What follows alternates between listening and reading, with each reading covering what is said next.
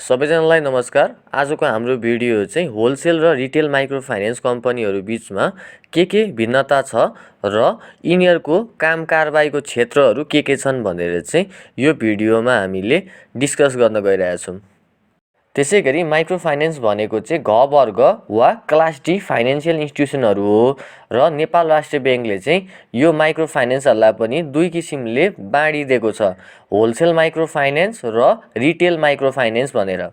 लघुवित्त संस्थाहरू खोल्नुको प्रायोजन भनेको चाहिँ नेपाल राष्ट्रिय ब्याङ्कले चाहिँ लो इन्कम ग्रुप मान्छे जसको चाहिँ कमाइ एकदमै कम छ र जो चाहिँ बेरोजगार छन् र यस्तो क्षेत्रहरूमा जहाँ चाहिँ ब्याङ्किङ सर्भिसेसहरू पुगिसकेको छैन त्यस्तो ठाउँमा चाहिँ फाइनेन्सियल सर्भिसेसहरू ब्याङ्किङ सम्बन्धी सर्भिसहरू प्रोभाइड गर्ने लक्ष्यसहित नेपाल राष्ट्रिय ब्याङ्कले चाहिँ माइक्रो फाइनेन्सहरूलाई चाहिँ खोल्न इजाजत दिएको हुन्छ। त्यसैगरी नेपाल राष्ट्रिय ब्याङ्कले माइक्रो फाइनेन्स वा लघुवित्तलाई चाहिँ दुई किसिममा चाहिँ बाँडेको छ, एउटा चाहिँ होलसेल माइक्रो फाइनेन्स र अर्को चाहिँ रिटेल माइक्रो फाइनेन्स। त्यसैगरी होलसेल माइक्रो फाइनेन्स भनेको यस्तो संस्था हो जसले चाहिँ डाइरेक्टली के गर्छ, ऋण प्रवाह गर्छ त्यस्तो संस्थाहरूलाई जसले चाहिँ इन्डिभिजुअल लोनहरू चाहिँ व्यक्तिगत लोनहरू चाहिँ के गर्छ, फाइनेन्सियल सपोर्टको लागि चाहिँ प्रोभाइड गरिरहेको हुन्छ। त्यस्तो संस्थालाई चाहिँ यसले लोन दिने काम गर्छ होलसेल माइक्रो फाइनेन्सले चाहिँ। नेपालमा नेप्सेमा लिस्टेड चाहिँ 4वटा होलसेल माइक्रो फाइनेन्स कम्पनीहरू छन्, जस्तो कि आरएमडिसी लघुवित्त, आरएसडिसी लघुवित्त, साना किसान लघुवित्त, first micro finance development bank limited लघुवित्त।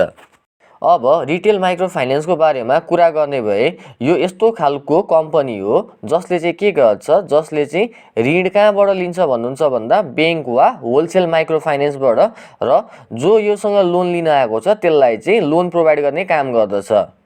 नेप्सेमा लिस्टेड माइक्रो फाइनेन्स कम्पनीहरू प्राय जसो नै रिटेल माइक्रो फाइनेन्स कम्पनीहरू हुन्। आरएमडिसी, आरएसडिसी, साना किसान र एफएमडिबिएललाई छोडेर सबै जसो कम्पनीहरू चाहिँ रिटेल माइक्रो फाइनेन्स कम्पनीहरू नै हुन्। अब हामी होलसेल माइक्रो फाइनेन्स कम्पनीहरूको चाहिँ चुक्ता पुँजी वा पेड अफ क्यापिटलबाट कम्पनीको एनालाइसिस गर्छौँ।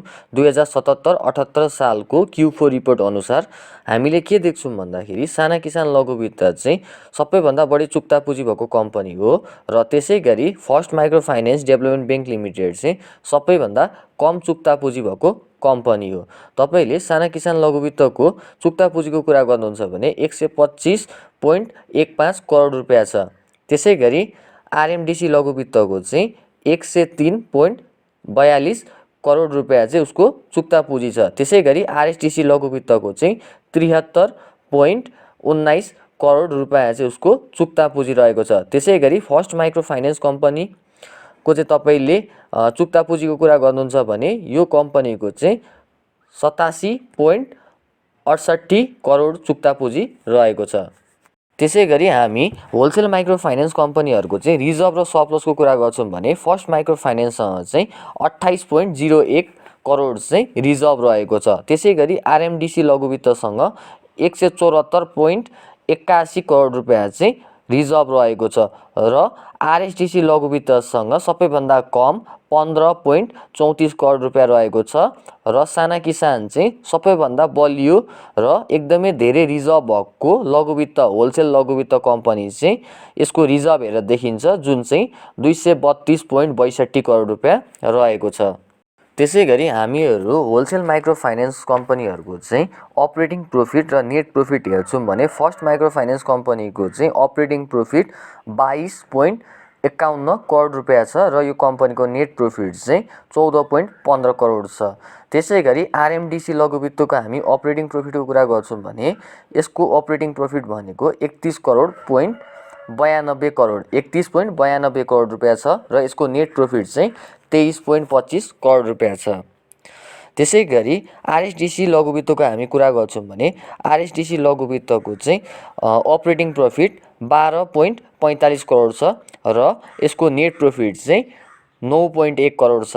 त्यसै गरी साना किसान लघुवित्त हेर्न सक्नुहुन्छ यसको अपरेटिङ प्रोफिट र नेट प्रोफिट कति बढी छ अरूको हेरिकन। यसको अपरेटिङ प्रोफिट भनेको 77.4 करोड र यसको नेट प्रोफिट भनेको 0.49 करोड रुपियाँ छ। तपाईँले अब नेट प्रॉफिटको माध्यमबाट चाहिँ होलसेल माइक्रो फाइनेन्सहरूलाई कम्पेयर गर्नु पर्यो भने सबैभन्दा बढी स्ट्रङ चाहिँ साना किसान लघु वित्त देखिन्छ र सबैभन्दा कमजोर चाहिँ आरएसडिसी लघु वित्त देखिन्छ। त्यसै गरी हामीले होलसेल माइक्रो फाइनेन्स कम्पनीहरूलाई चाहिँ इपिएस र नेटवर्थको आधारमा चाहिँ हामी कम्पेरिजन गर्छौँ भने हामी देख्न सक्छौँ इपिएसको आधारमा सबैभन्दा ठुलो लघुवित्त होलसेल लघुवित्त कम्पनी चाहिँ साना किसान लघुवित्त हो। यो कम्पनीको इपिएस चाहिँ 49.14 रुपियाँ छ। त्यसै गरी सबैभन्दा कम इपिएस भएको होलसेल लघुवित्त भनेको चाहिँ आरएसडिसी लघुवित्त हो।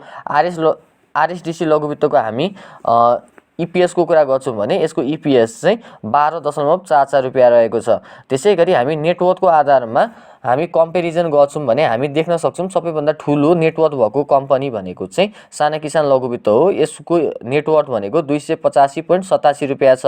त्यसै गरी सबैभन्दा कम नेटवर्थ भएको कम्पनी भनेको चाहिँ आरएसडिसी लघुवित्त हो। यसको तपाईँ नेटवर्थको कुरा गर्नुहुन्छ भने यो कम्पनीको नेटवर्थ चाहिँ 120.96 रुपियाँ चाहिँ छ यसको net worth.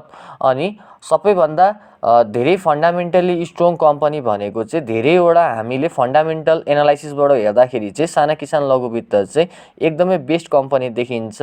EPS, net worth, net profit र हामीले कम्पनीको रिजर्भ र सरप्लस सँगसँगै क्याल्कुलेट गर्दाखेरि चाहिँ साना किसान एकदमै राम्रो कम्पनी देखिन्छ। होलसेल माइक्रो फाइनेन्स लघुवित्त कम्पनीहरू मध्येमा चाहिँ सबैभन्दा बेस्टमा रहेछ। शेयर मार्केट सम्बन्धी यस्तै जानकारीमूलक भिडियोको लागि हाम्रो च्यानललाई लाइक र सब्स्क्राइब गरिदिनु होला। धन्यवाद।